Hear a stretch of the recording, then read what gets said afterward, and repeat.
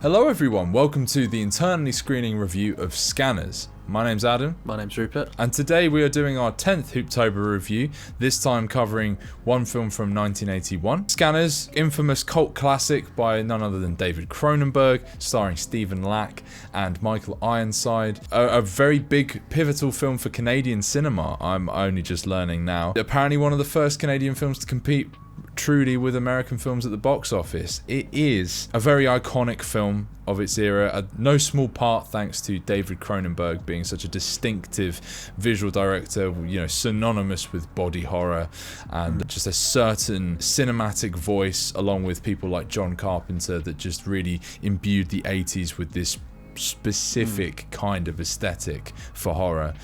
Following Scanners, who themselves are like a telepathic new form of human who can control people with their minds, and a private company are interested in utilizing those people and trying to track down a dangerous rogue scanner who threatens to leave everything in disrepair and potentially even take over the world and change it all as we know it. So without further ado, Rupert, what did you think of Scanners? Well, I was very, very keen to love this film, and from the opening stretch of the film, I was really, really on board with it. Yeah.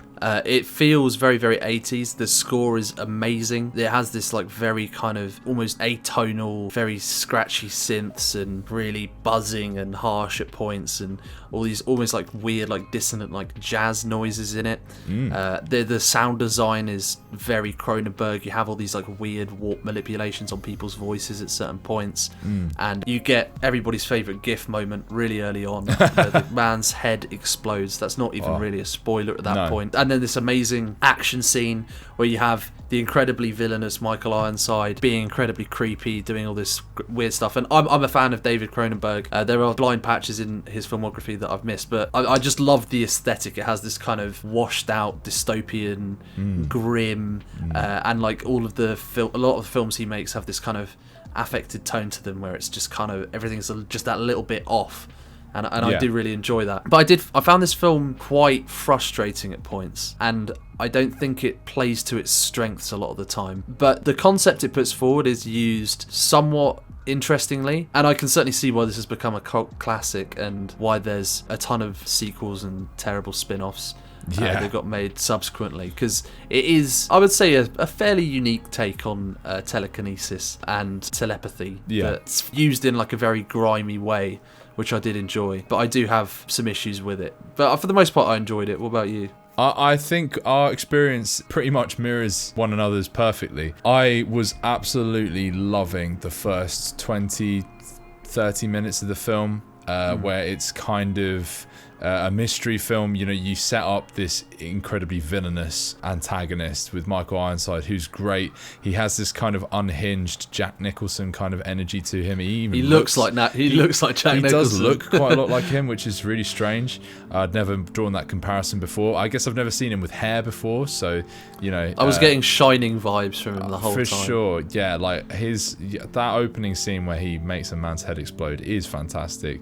Please shoot out. Can't be beaten. And I even enjoy a lot of the stuff at the beginning of our protagonist's journey into tracking him down and trying to infiltrate his inner circle and things like that. I think the key problem is that the film seems to lose track of itself. It sets up a really intriguing premise, lots of interesting characters and concepts, but it feels like it rushes its way to its conclusion, and a lot of the initial concepts aren't developed particularly satisfyingly, or if they are, they're developed quite clunkily. And one thing I've learned is that apparently David Cronenberg was writing this script on the fly. There was quite a strict time pressure to the film being made, and that led to David Cronenberg kind of writing as he went, and that becomes very apparent towards the end of the film, where things are just kind of revealed very hastily and clumsily. We're suddenly at this final confrontation, and whilst another interesting and visually gripping scene kind of just sort of pops up out of nowhere and ends all too soon, it just makes for like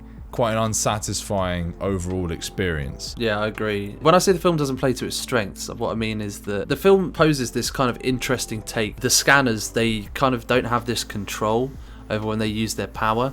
So they have to sedate themselves so they're not constantly hearing everyone's thoughts using this drug. And I thought that was a really interesting concept, and it seems so geared towards, you know, creating some really interesting inner character turmoil, pathos, or whatever you want to call it, with, you know, really focus in on the psychology of this concept. And the film doesn't really do much with that. It's more interested in giving you exposition about this company conspiracy and the lore of the scanners and all these things that have happened. And that combined with, to be honest, some pretty bad acting from pretty much everybody who's not Michael Ironside, it loses me at points. I don't think there's quite enough violence, which clearly is one of David Cronenberg's best strengths. That said, even though it doesn't have quite enough violence, one thing that it did somewhat consistently deliver on was just some wonderfully creepy imagery. So like I really enjoyed, there's a moment where two scanners are teaming up to escape somewhere, and they psychically control these two guards who are going to shoot them, who, after they've done this, they just both start breaking down in tears and hugging each other, which is just very creepy and wonderful. Or this bizarre revelation, I won't say what it is exactly because it might be a bit spoilerish, this bizarre revelation of something that they can do via scanning which you wouldn't have previously thought. And there's this moment where a character's holding a phone and it's melting in his hand. Which I thought was wonderfully just over the top and great. And the final scene is very visually very Cronenberg. Very Cronenberg. Lots of blood, just bulging veins, just spraying blood everywhere. That was quite good. But good, I do think I just don't think the film does enough with its concept, because the concept is so intriguing and so fun, and then the moment that opening 20 minutes is over, it starts bogging itself down in this really dry exposition delivered in a quite wooden way by the lead, who I just didn't think was very good, to be honest. No, I agree. And I think what something that was interesting about that was that at the beginning I didn't spot that. It was only towards the end I realised just how bad of an actor he was, because throughout it kind of ties into his character in a strange way, where his kind of blank, emotionless staring, it ties into his abilities, because it's like he's focusing in, or he's concentrating on not letting his thoughts plague him, things like that. But then the more that the film starts trying to focus on a plot rather than inner character development and personal turmoil, you realise, oh wait, hang on, this guy's just quite bad, especially at the final scene with Michael Ironside, because you're like, oh, this is what they were going for, and this is what you got. And I'm completely with you on the choice of focusing on this conspiracy, this company stuff. Whilst a kind of interesting point, I think it should have been a B plot to an A plot instead of the A plot with no B plot. I think it sets up this kind of gritty, or the potential for this really gritty underground world of these people that all have these abilities. And you know, when he finds the woman that becomes his sort of partner in crime, she is part of like a little safe haven of scanners that he then interrupts and draws attention to, and you know, gets a bunch of them killed. I thought kind of going through little communities like that and trying to discover more about the people and the effects it has on them, rather than how these people came to be, or you know, the company behind certain things that happen in the plot. That just seemed, in a way, it reminds me of Blade Runner 2049. I was going to say, this film should have been more noirish. It really feels like a noir film, but the emphasis should have been on either just one character experiencing this kind of weirdly dystopian environment and going through it and navigating the conspiracy, but mostly focusing on, you know, his or her, you know, inner turmoil and his feelings on, or his backstory, or whatever. You don't have to do the backstory thing, but that would be one way of doing it.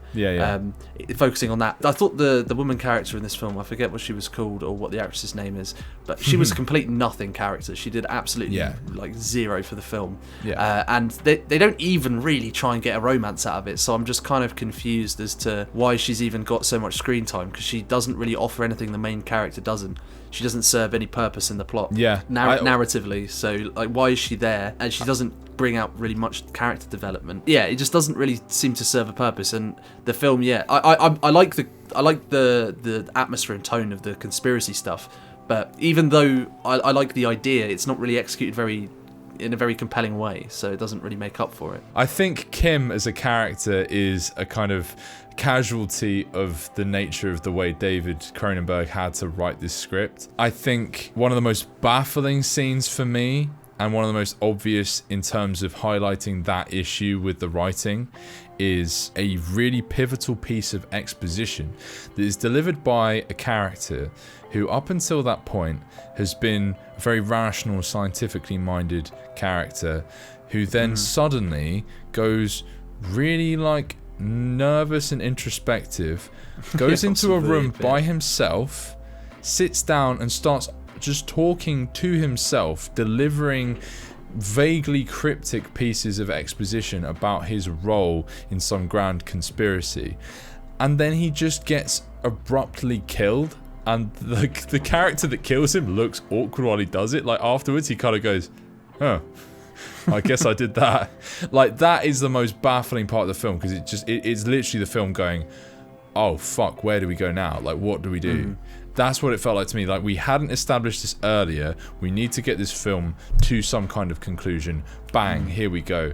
We just need one scene where this character essentially confesses, but with no one there, because we've not engineered the plot ahead of time to allow for this to happen in a more organic way. But yeah, coming back to my earlier point about the parallels between this and Blade Runner 2049, you have this one character caught at the heart of this conspiracy with an outer force of the Tyrell Corporation kind of pulling strings and masterminding some kind of grand plot that you gradually have unearthed to you.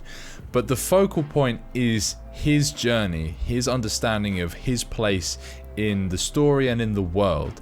Like, in that film, it's him thinking that he is more important than he actually ends up being. You know, he longs for purpose and thinks he's found it, and he hasn't.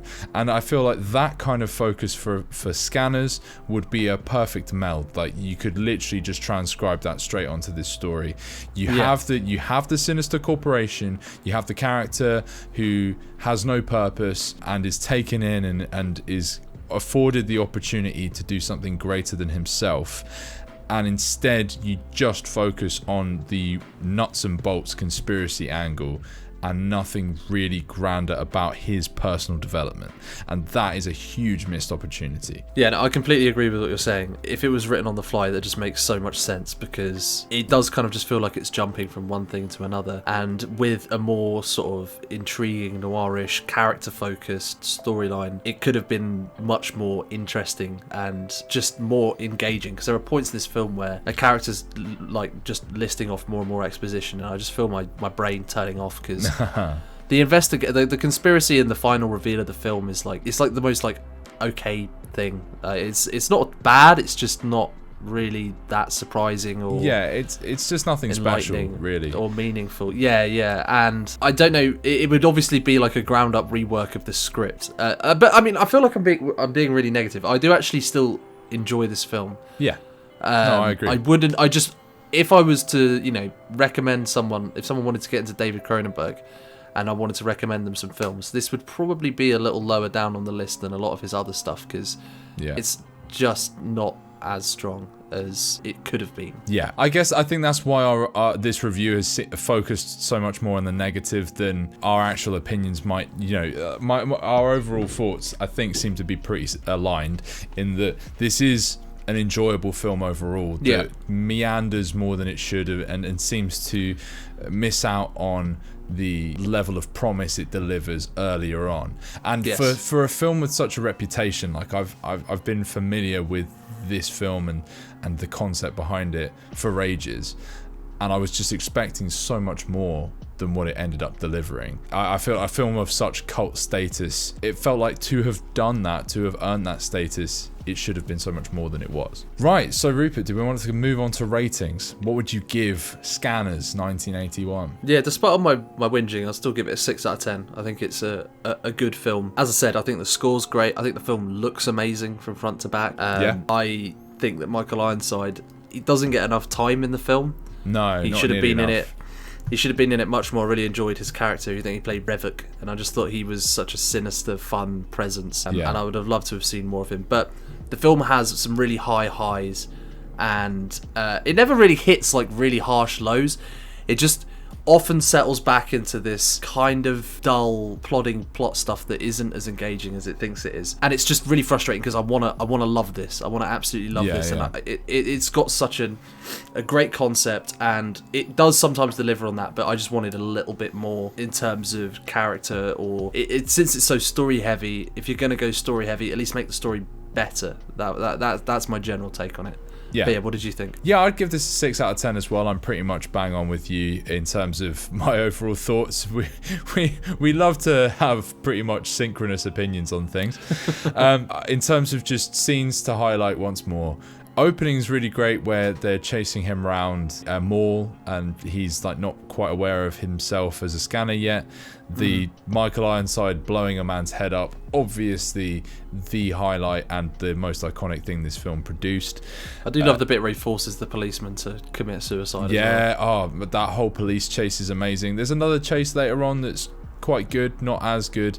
It kind of pale imitation of what came before it, but still a highlight. I like that one as well. That's still got a high death count, you know. Yeah, very high death count actually. You know, there's bits where people get set on fire by scanning.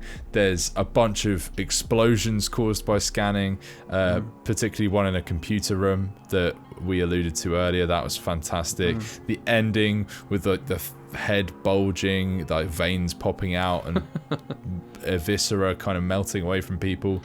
Amazing. I couldn't stop thinking stuff. about how awkward that must have been to shoot. Yeah, without the sound effects, just two characters just staring at each other. Yeah, staring and going. Yeah.